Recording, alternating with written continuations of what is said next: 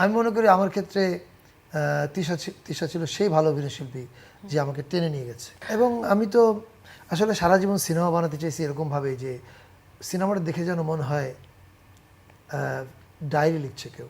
এর আগেও হয়েছে অনেক সময় ও যে যখনই কোনো গল্প বানানোর চেষ্টা করে বা যখনই কোনো গল্প ওর মাথায় আসে তখন কিন্তু ও আমার সাথে শেয়ার করে, লেখার পরে আমাকে দর্শক হিসেবে তোমার পড়ে কেমন লাগছে বা কোনো ফিডব্যাক আছে কিনা, আমি সবসময় এই সাপোর্টটা আমি দিয়ে যাই বা চেষ্টা করি আর কি।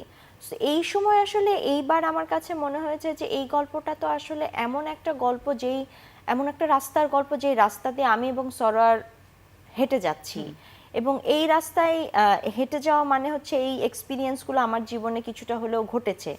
সো এই এক্সপিরিয়েন্সগুলাই তো বহিঃপ্রকাশ হচ্ছে এই লেখা। তো এটা আমার জন্য আসলে একটু ইজি ছিল যে ঠিক আছে, সো ইজি দিয়ে শুরু করাই মনে হয় ভালো। তো ইজি দিয়ে শুরু করলাম, কিন্তু আমি ফিউচারের কথা জানি না যে আদৌ লিখবো কি লিখবো না, কারণ লেখালেখি খুব কঠিন একটা কাজ। নিঃসন্দেহে তাই। এবং নিজেদের জীবনের গল্পে নিজেরা অভিনয় করা, এই বিষয়ে এই জায়গাটাতে আমি আসতে চাই যে অন্যান্য জায়গায়ও তো অভিনয় করেছেন তিশা আপনি, এবং এটা প্রথমবার স্যার আপনার জন্য, তাই না? কিন্তু এই যে অভিনয়ের জায়গাটাতে নিজেকে আবিষ্কার করে এখন আপনার কেমন লাগছে? আমি অফকোর্স ভালো লাগছে এই অর্থে যে মানুষজন অভিনয়টার সঙ্গে কানেক্ট করতে পারছে, মোমেন্টগুলো ধরতে পারছে, ফিল করতে পারছে। এবং এই পুরো গল্পটা বলার জন্য আমার তরফ থেকে আমি ডিরেকশনের বাইরেও আর যা যা কন্ট্রিবিউট করার উপায় ছিল সেটা করার চেষ্টা করেছি, কিছুটা লিখে কিছুটা অভিনয় করে। ফলে পুরো ছবিটাই অনেকটা কুটির শিল্পের মতো হয়ে উঠছে আমাদের দুজনের কাছে। এবং 250-টিরও বেশি ডিজাইন অপশন নিয়ে ওয়ালটন স্মার্ট ফ্রিজ, বোঝে আপনার প্রয়োজন। আমি তো আসলে সারা জীবন সিনেমা বানাতে চাইছি এরকমভাবে যে সিনেমাটা দেখে যেন মনে হয়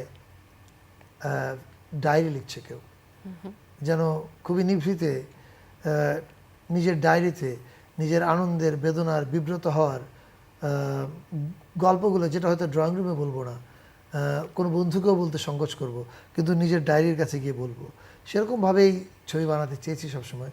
সবসময় যে পেরেছি তা না, এটার মধ্যে সেটা আরও বেশি করে করা গেছে, ফলে ভালো লাগছে। ফলে অভিনয় আলাদা করে আমি অভিনেতা হয়ে উঠেছি এটা নিয়ে মাথার মধ্যে কিছু আসে নেই। মনে হচ্ছে যে এটা আমার পুরো ছবিটার জন্য একটা স্মল কন্ট্রিবিউশন অভিনয়টা। একজন নির্মাতা হিসেবে তো তাকে আমরা 10-এ 10 দিয়েছি সবসময় তার যে কোনো কাজ দেখে। তবে একজন অভিনয় শিল্পী হিসেবে যদি আমি তিশার কাছে জিজ্ঞেস করি, সে মোস্তফা সরোয়ার ফারুকীকে কত দিব 10-এ? না, আমি মার্কিং করব না, মার্কিং জিনিসটা আমি একদমই বিলিভ করি না, আমার পছন্দ না। তবে আমি বলবো যে একা তো কোনো কাজ ভালো করা সম্ভব না। আপনি একা একটা ফিল্মের জন্য আপনি একাই অভিনয় করে গেলেন, সেটা যে ফিল্মের জন্য খুব বেশি প্লাস হবে তা কিন্তু না। একটা ফিল্ম বা একটা কাজ ভালো হতে গেলে এটা আসলে একেবারেই সবাইকে এফোর্টটা দিতে হয়, সবাইকে ভালো করার চেষ্টা করতে হয়। সো আমার অ্যাক্টিং এখন দর্শকরা যেভাবে ভালো বলছে তার অবশ্যই আমি ক্রেডিট আমার কো আর্টিস্টকেও দিব, বিকজ কো আর্টিস্ট হিসেবে আমি তার কাছ থেকে ফুল সাপোর্ট পেয়েছি। সে যদি সাপোর্ট না করতো তাহলে কিন্তু যে কোনো, আমি যতই ভালো অ্যাক্ট্রেস হই না কেন, আমার জন্য অ্যাক্টিংটা অনেক কঠিন হতো। কিন্তু এখানে আসলে আমার মনে হয় যে আমরা একে অপরকে অনেক সাপোর্ট করেছি, যেটা প্রফেশনাল আর্টিস্টরাই করে এবং করা উচিত।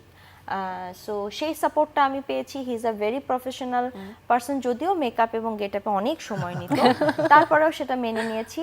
সো ভেরি কোঅপারেটিভ এবং I am so happy to work with him. না, আমি এখানে মনে হবে যে একজনের প্রশংসা করছি, কিন্তু যেটা সত্য সেটা বলতে হবে যে আমার জন্য অভিনয়টা একদমই অভিনয় মনে হয়নি, একদম সহজ হয়ে গেছিলো। এর কারণটা হচ্ছে আপনি যখন আপনার কো অ্যাক্টর যখন খুব ভালো হবে, কো অ্যাক্টরের অরার একটা ইম্প্যাক্ট কিন্তু সহশিল্পীর উপর পড়ে।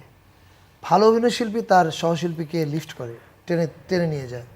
আমি মনে করি আমার ক্ষেত্রে তিশা ছিল সেই ভালো অভিনয়শিল্পী যে আমাকে টেনে নিয়ে গেছে, অ্যান্ড যে কারণে আমার জন্য পুরো ব্যাপারটা খুব সহজ ছিল। ওয়াও, খুব সুন্দর করে কিন্তু তিনি বললেন। একজন অভিনেতা হিসেবে যখন মানুষ আপনাকে এখন প্রেজ করছে, তখন আসলে এই বিষয়টাকে কেমনভাবে দেখছেন? অফকোর্স, যে কোনো প্রশংসা শুনতে সবার ভালো লাগে, আমারও ভালো লাগছে, কোনো সন্দেহ নেই।